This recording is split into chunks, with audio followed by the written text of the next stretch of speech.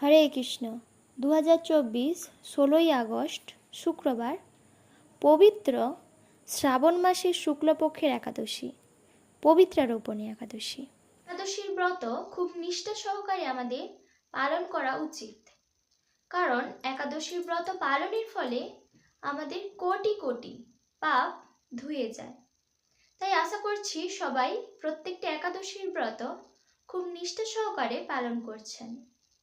আর যারা পালন করছেন না, তারা অতি অবশ্যই এই একাদশী থেকেই আপনারা একাদশীর প্রত্যেকটি ব্রত পালন করার চেষ্টা করুন, অতি অবশ্যই পালন করুন। পবিত্রারোপণী একাদশীর মাহাত্ম্য। একদিন মহারাজ যুধিষ্ঠির ভগবান শ্রীকৃষ্ণকে জিজ্ঞাসা করলেন, হে প্রভু, শ্রাবণ মাসের শুক্লপক্ষের একাদশীর নাম কি তা কৃপা করে আমাকে বলুন।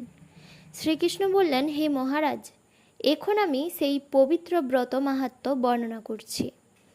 মনোযোগ দিয়ে তা শ্রবণ করুন, যা শোনা মাত্রই বাজপেয় যজ্ঞের ফল লাভ হয়। প্রাচীনকালে দ্বাপর যুগের শুরুতে মহিজিৎ নামে এক বিখ্যাত রাজা ছিল। তিনি মাহিষ্মতি নগরে রাজত্ব করতেন।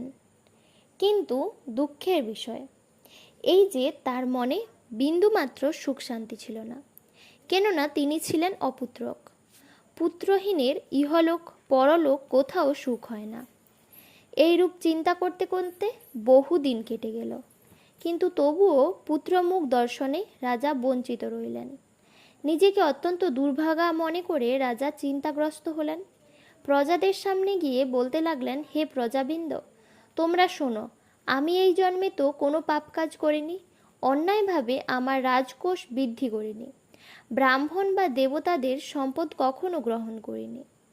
উপরোক্ত প্রজাদেরকে পুত্রের মতো পালন করেছি, ধর্ম অনুযায়ী পৃথিবী শাসন করেছি, দুষ্টুদের যথানুরূপ দণ্ড দিয়েছি, সজ্জন ব্যক্তিদের যথাযোগ্য সম্মান করতেও কখনো অবহেলা করিনি। তাই হে ব্রাহ্মণগণ, এই প্রকার ধর্মপথ অবলম্বন করা সত্ত্বেও কেন আমার পুত্র লাভ হয় না, তা আপনারা কৃপা করে অনুসন্ধান করুন। রাজার এই প্রকার কাতর উক্তি শ্রবণে ব্যথিত রাজভক্ত পুরোহিত ব্রাহ্মণগণ রাজার মঙ্গলের জন্য গভীর বনে ত্রিকালজ্ঞ মুনি ঋষির কাছে যেতে মনস্থ করলেন। বনের মধ্যে ঋষিদের আশ্রম সকল দেখতে দেখতে তারা এক মুনির সন্ধান পেলেন। তিনি দীর্ঘায়ু, নিরোগ, নিরাহারে ঘোর তপস্যায় মগ্ন ছিলেন। সর্বশাস্ত্র বিশারদ, ধর্ম তত্ত্বজ্ঞ ও ত্রিকালজ্ঞ সেই মহামুনি লোমশ নামে পরিচিত। ব্রহ্মার এক কল্প অতিবাহিত হলে মুনিবরের গায়ের একটি লোম পরিত্যাগ হতো। এই কারণে এই মহামুনির নাম লোমশ। তাকে দেখে সকলেই ধন্য হলেন। তারা পরস্পর বলতে লাগলেন যে আমাদের বহু জন্মের সৌভাগ্যের ফলে আমরা এই মুনিবরের সাক্ষাৎ লাভ করলাম। তারপর ঋষিবর তাদের সম্বোধন করে বললেন, কি কারণে আপনারা এখানে এসেছেন এবং কেনই বা আমার এত প্রশংসা করছেন, তা স্পষ্ট করে বলুন। আপনাদের যাতে মঙ্গল হয় আমি নিশ্চয়ই তার চেষ্টা করব। ব্রাহ্মণেরা বললেন, হে ঋষিবর, আমরা যে উদ্দেশ্যে এখানে এসেছি আপনি তা কৃপা করে শুনুন। এই পৃথিবীতে আপনার মতো শ্রেষ্ঠ ব্যক্তি আর কোথাও নেই। মহিজিৎ নামে এক রাজা নিঃসন্তান হওয়ায় অতি দুঃখে দিন যাপন করছে। আমরা তার প্রজা। তিনি আমাদেরকে পুত্রের মতো পালন করেন, কিন্তু তিনি পুত্রহীন বলে আমরাও সবাই মর্মাহত। তার দুঃখ দূর করতে আমরা এই বনে প্রবেশ করেছি। হে ব্রাহ্মণ শ্রেষ্ঠ, রাজা যাতে পুত্রের মুখ দর্শন করতে পারেন, কৃপা করে তার কোনো উপায় আমাদের বলুন। তাদের কথা শুনে মুনিবর ধ্যানমগ্ন হলেন। কিছু সময় পরে রাজার পূর্বজন্ম বৃত্তান্ত বলতে লাগলেন। এই রাজা পূর্বজন্মে এক দরিদ্র বৈশ্য ছিলেন। একবার তিনি একটি অন্যায় কার্য করে ফেলেন। ব্যবসা করবার জন্য তিনি এক গ্রাম থেকে অন্য গ্রামে যাতায়াত করতেন। এই সময় জ্যৈষ্ঠ মাসে শুক্লপক্ষের দশমীর দিনে কোথাও যাওয়ার পথে তিনি অত্যন্ত তৃষ্ণার্ত হয়ে পড়েন। গ্রাম প্রান্তে একটি জলাশয় তিনি দেখতে পান। সেখানে জল পানের জন্য যান। একটি গাভী ও তার বাছুর সেখানে জলপান করছিল। তাদেরকে তাড়িয়ে দিয়ে তিনি নিজেই জলপান করতে লাগলেন।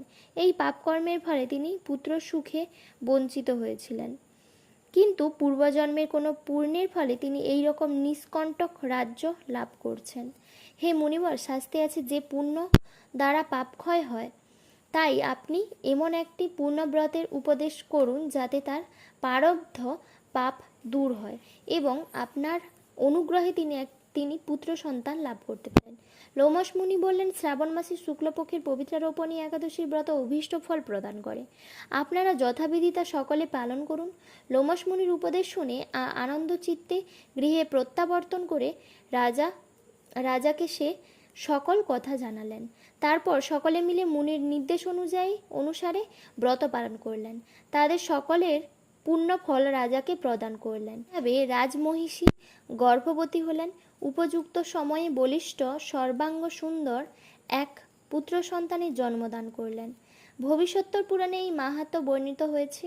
এই ব্রত মাহাত্ম্য যিনি পাঠ বা শ্রবণ করবেন তিনি সমস্ত পাপ থেকে মুক্ত হবেন এবং পুত্র সুখ ভোগ করে অবশেষে দিব্যধাম প্রাপ্ত হবেন। একাদশীর পরের দিন পালনের সময়সূচি। পশ্চিমবঙ্গ 5টা15 থেকে 8টা7। বাংলাদেশ 5টা41 থেকে 8টা37। দিল্লি 5টা51 থেকে 8টা7। মুম্বাই মহারাষ্ট্র 6টা20 থেকে 8টা7। পুনে মহারাষ্ট্র 6টা16 থেকে 8টা7। নাগপুর মহারাষ্ট্র 5টা53 থেকে 8টা7। চেন্নাই তামিলনাড়ু 5টা56 থেকে 8টা7। ভুবনেশ্বর উড়িষ্যা 5টা27 থেকে 8টা7। বিহার 5টা23 থেকে 8টা7। ঝাড়খণ্ড 5টা25 থেকে 8টা7। ছত্তিশগড় 5টা41 থেকে 8টা7। গুয়াহাটি আসাম 4টা56 থেকে 8টা7। মণিপুর 4টা49 থেকে 8টা7। সিকিম 5টা7 থেকে 8টা7। বৃন্দাবন 5টা51 থেকে 8টা7। হায়দ্রাবাদ তেলেঙ্গানা 6টা থেকে 8টা7। গুজরাট 6টা23 থেকে 8টা7। কেরালা 6টা15 থেকে 8টা7। রাজস্থান 6টা5 থেকে 8টা7। হরিয়ানা 5টা55 থেকে 8টা7। বিশাখাপত্তনম অন্ধ্রপ্রদেশ 5টা40 থেকে 8টা7।